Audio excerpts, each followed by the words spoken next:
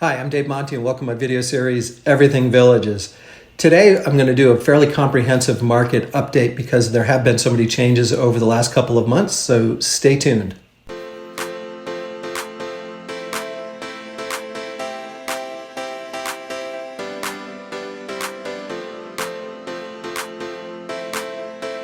Before we get started, as always, the topics that I cover in my videos are in my free 42-page guide, Buying and Selling a Home in the Villages. If you'd like your free copy, just email me right here at davemontysales@gmail.com and I'll send you out your free copy.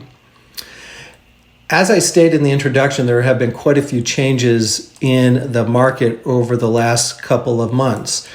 For those of you who haven't been keeping an eye on it, the market is definitely slowing down, and we're going to talk about the reasons why that's going on and what we think is going to happen in the future. And the big thing that people always want to know is what's going to happen to pricing, and we're going to discuss that.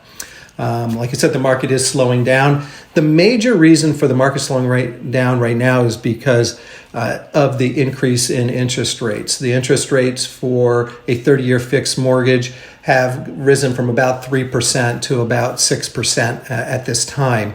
And that has had the desired effect to actually cool down this housing market that has been on fire over the last couple of years. We're also entering into the summer months, which are traditionally a little bit slower. And I'm going to go through this in a little bit more detail, but over the last couple of years, we've been averaging maybe 45 to 60 homes. So I put 55 down here. And as of this morning, there's 220 homes on the market. So we've almost had a fourfold increase in the amount of inventory. Now, that's easy to do when your inventory is historically low to begin with. As I also mentioned, pricing has continued to increase.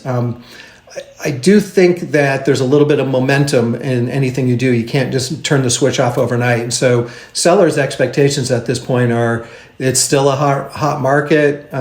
Prices continue to increase, so let's put a very high price on the house. And that's being corrected. And again, I'm going to show you a little bit what I believe is going on there. While pricing is increasing, it's not increasing as fast as it has been. So the rate of increases is slowing down. The biggest indication on what type of market we're in is a metric called months of inventory. And I talk about this a lot in my videos. But basically, a balanced market is 6 months worth of inventory. So what is months of inventory? So basically what you're going to do is you're going to take the current number of homes that are on the market. And when I did this the other day, it was 218. So when putting together these slides, I'm not mixing numbers up. They just change daily. So anyway, so 218 homes on the MLS. What you do is then you divide it by the rate that homes are selling. So over the last 3 months, we've been selling about 180 homes a month. And again, this is all off the MLS. We're not including the VLS. The VLS of the Villages Listing Services, you can almost mirror these numbers. They do about 50% of the resales here in the Villages. Right? Then what you do is you take the number of homes divided by how fast they've been selling, and that gives you the number of homes that are currently in inventory. And currently we're at 1.1 months. Still an incredibly strong seller's market when you compare to a balanced market of 6 months, but it beats the days of inventory that we had, just 6 months ago. We were talking about months of inventory in days. So we are starting to see an increase. So here is that graph historically over the last 5 years. Traditionally in the Villages is always a strong seller's market. Between 3 to possibly 5 months in this range, and then the COVID effect. This just the months of inventory just went down to, like I said, weeks if not days of inventory down here. And over the last couple of months, we started creeping back up, over a month. Okay, so that just tells you that the market is slowing down from this historically fast-paced market that we were in here with a complete lack of inventory.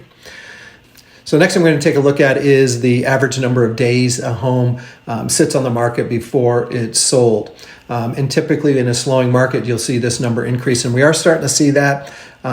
Still down here, you'll notice we were down below 10 days and now we're getting up close to 15 days here in the Villages. So we are starting to see a little bit more time for the buyers to buy homes. Part of this might be a little bit due to the summer months. You can see we sort of had the same effect last year from here up to their number of days on the market. And you probably see it in most of the summer months right here, days in the market. So, a little bit of that is seasonal. So the next thing we're going to talk about is the average sales price. And I've done this price per square foot, and the graphs are identical. So rather than show you both graphs, we're just going to show you the median price of a home. I guess the scary thing is at one point the median price in the villages got up close to $430,000, which is a far cry from where it was a while back at under $300,000. So the prices of homes continue to increase. We're starting to see even the ranch style homes, the ones that are just under the designer styles, all those are starting to hit high 300s to low 400s at this point. I'm going to be doing another video here shortly, which is going to get more granular on the pricing within the villages by location, by feature, by lot type, and by home style. So what we are seeing is a continued price increase, a real jump over this last spring. I think that one last gasp in this thing. Now what we're seeing is pricing starting to come down, still growing, right? So they're still growing, but pricing is starting to come down kind of into this growth range right here. So this will show you kind of what I believe has happened over the last couple of years here is how pricing is done in a fast-paced market. Traditionally, what you're going to do is you're going to do what's called a market analysis or a comp or comparative analysis in order to figure out what we're going to list a home for. In any market, you're going to get a range of prices. In a very strong seller's market, you'll see people price homes on the very high end, if not a little bit over the current range of how homes are selling. And what will end up happening is someone will price it there, and that now becomes the next high range, and now you have this new range, and then the sellers will price it there. Even average homes were being priced over that high value, and you'll just see it continues to creep up. And sure enough, it happened again, and you're going to miss my fun little graphics here. So, and this is what happened. I want you to notice that over time, a little bit higher, a little bit higher, a little bit higher.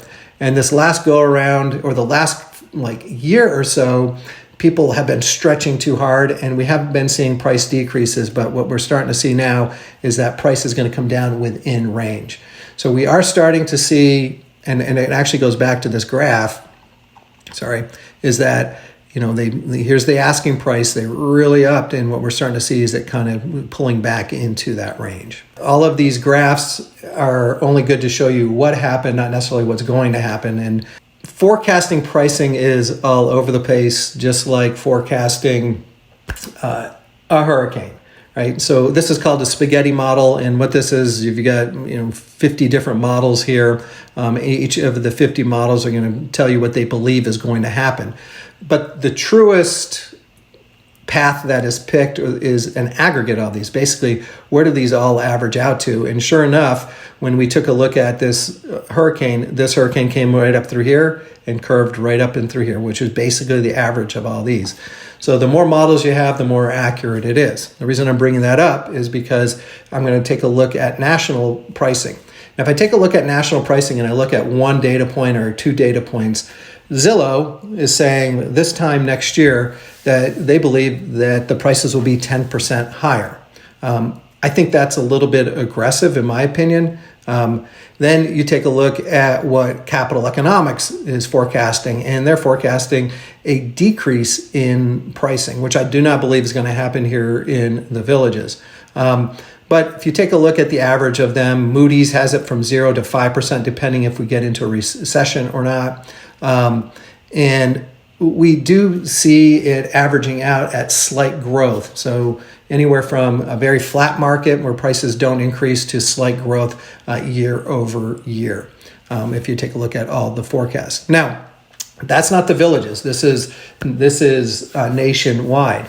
The good news about the villages for sellers or maybe even buyers, because you're going to buy a house and you're going to hold the house and you want to see it appreciate, you don't want to be upside down, is that the villages has a huge advantage. Okay, so what's the advantages of the villages?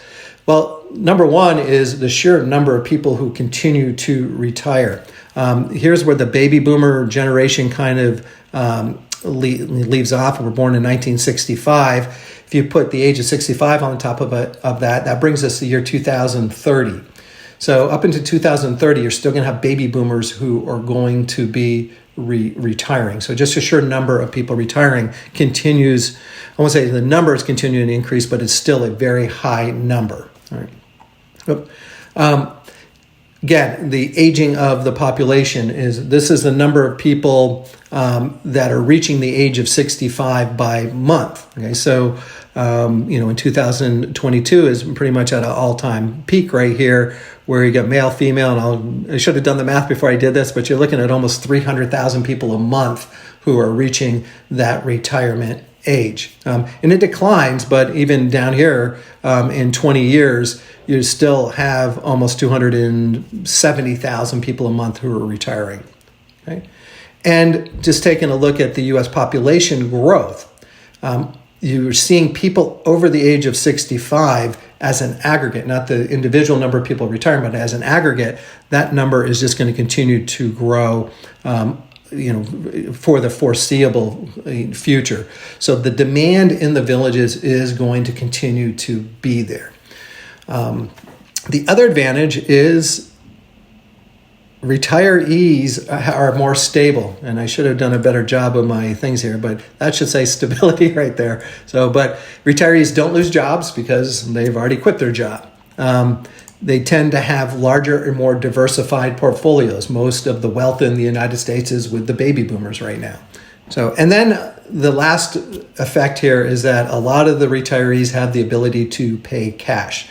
Currently, I'd say about 60% of my clients are paying cash, but maybe 30 or 40% of my clients who are financing not because they can't afford to pay cash, but because of the cost of money is so low. At 3% interest rate, that's in pace with inflation. So it's almost like having free money. So I do have a lot of clients who take the option to finance, which I think will go away with the higher interest rates. But the demand for that one house that retiree is going to buy is still there. So the demand continues to be here in this market segment. The other thing, the huge advantage that the Villages has is they have inventory control. The developer has vested interest in keeping prices higher.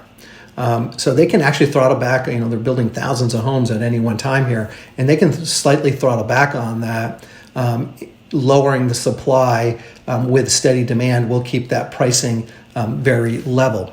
In 2008 and 9, when the rest of the country went down by about 30% market value on the homes, in the Villages it only went down 9%, because there's some other things that they can do. I'm not going to get into what they did in 2008 because I'm not sure if they will do that if there happens to be a larger turn than expected here in this market. But they had some tricks up their sleeves in order to maintain the prices at a higher level than US-wide. My opinion is that the reason why prices actually did decline even by the 9% here in 2008 was mainly because people couldn't sell their homes up north. So it actually hit the actual demand to retire and move down was still there, but the ability was eliminated by not being able to sell their home or being upside down on their homes up north. Really what's driving the pricing here in the Villages is that the Villages is a marketing machine. It's also marketed through word of mouth very heavily. So the more people you have here, the more word of mouth there is. So it's almost an exponential type of growth from a demand standpoint. But if just a small percentage of all the people coming in to look for homes do not like the newer sections of the Villages, they want to be in the traditional sections of the Villages where the town squares are, where the golf is, where there's a little bit more landscaping. There is reasons why that the demand remains high in the traditional part of the Villages with limited inventory. So you're going to have a constant drumbeat of inventory coming onto the market in the Villages, and that number of homes coming on has been fairly consistent, but the demand is going to continue to increase, especially in the main part of the Villages as a ratio to what's available. And that's really what drives the market. In my opinion, what drives the market here is around the Brownwood area. You've got the newest homes in the older part of the section, and that's the most expensive area in the Villages. So if the prices increase there, and the other areas sort of price off from that, The newer construction sort of is a slight percentage behind what's going on in Brownwood. So is Sumter Landing and up towards Spanish Springs. So really what drives the pricing in the villages is a very small section of the villages, the newest homes in the older section, right? Which that effect doesn't go away. So what are the key takeaways, or what's the summary of this video? One is that the market is slowing down. We still see sellers putting higher prices than they should on homes, but the market has a way of correcting itself, meaning if the pricing is too high, then the home doesn't sell and you'll see a lowering of pricing. And that's what we're saying. We're starting to see a lot of lowering of asking pricing, not the sales price year over year. It's probably still a little bit more than it has been, but that asking price is coming down a little bit. Again, prices are increasing, just not as fast. There are better inventories. Which means for the buyers, they're coming in and they're actually taking a little bit more time to make a decision because they have a little bit more time. But there do tend to be some better homes on the market right now. And the ones that used to just show unbelievably off the hook were flying off the shelf with multiple offers. I just sold one a couple of weeks ago that is probably a smaller home, but one of the most nicely decorated homes I've ever seen here in the villages. And it was on the market for weeks. And it wasn't priced too high. So you're just wondering, there was a few things that had a smaller garage than the most homes. That might have been one of the issues. But typically that thing would have been off the market within a half a day. So we are seeing better quality of inventory on the market. Interest rates seem to be leveling off as well. So for the buyers, this is all good news. If you have pricing that's leveling off, you don't have to worry about astronomical increases of pricing. Interest rates are starting to level off. You don't have to worry about jumping in and trying to buy something before they jump to 10%. So with interest rates leveling off, better inventories, pricing leveling off, you're going to have a lot less fear of missing out, which I think was causing a lot of this market of, I got to buy now or I'm going to be completely priced out of the market. So for both buyers and sellers, slowing the market is not a bad thing. It's actually bringing it back into alignment a little bit. I will say it again, is that I do believe this is one of the best times of the year to buy a home anyway in the villages because the traffic is down. You have a little bit more time to take a look at the homes that you want to buy. The rents are less expensive when you're coming in to rent a place, etc. Well, I hope you found this video informative and probably good news for most of the people who watch my video are buyers from out of town. So this should be good news for most of the people watching it right now. As always, the topics that I cover are in my free 42-page guide, Buying and Selling a Home in the Villages. If you'd like your free copy, just email me right here at davemontysales@gmail.com and I'll send you out that copy. Again, I hope you found this video informative. I hope you have a great day. We'll be seeing you around the villages. Take care.